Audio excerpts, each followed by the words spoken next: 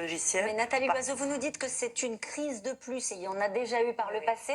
Ou est-ce que vous dites, attention, cette fois-ci, c'est un peu différent? Cet exemple que je voulais vous donner, le 13 octobre, l'Allemagne, pas toute seule, avec 14 autres pays européens, je vais en citer quelques-uns, hein, le Belgique, la Bulgarie, la République tchèque, la Roumanie, ont signé conjointement une déclaration d'intention pour donner naissance à ce qu'on appelle le European Sky Shield.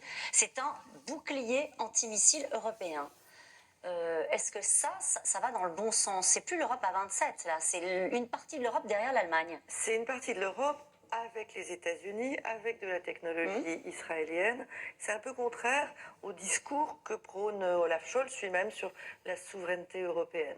Dans le même temps, on voit par exemple que le port de Hambourg pourrait s'ouvrir à une prise de participation chinoise. Plusieurs ministres allemands ont dit non, plusieurs chefs de groupes parlementaires au Bundestag ont dit non, les renseignements allemands ont dit que ça n'est pas une bonne idée. Olaf Scholz a l'air de dire qu'il veut aller de l'avant. Je crois que si on doit tirer une leçon de la guerre d'Ukraine, c'est justement être attentif à ces dépendances de la part de régimes autoritaires qui ne nous veulent pas de bien.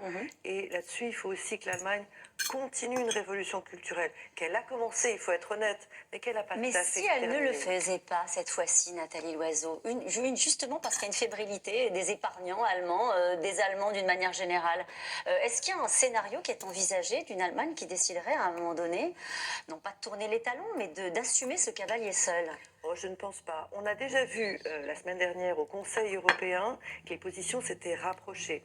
Et c'est ça le travail européen. Parfois, il est un peu ingrat parce qu'il y a rarement un moment où on peut vous dire, regardez, il y a une crise, il y a une décision et on avance. Il y en a malgré tout eu sur la guerre d'Ukraine. C'est toujours un peu long, ça oblige de s'écouter, de se comprendre, de se convaincre, de faire un pas vers l'autre.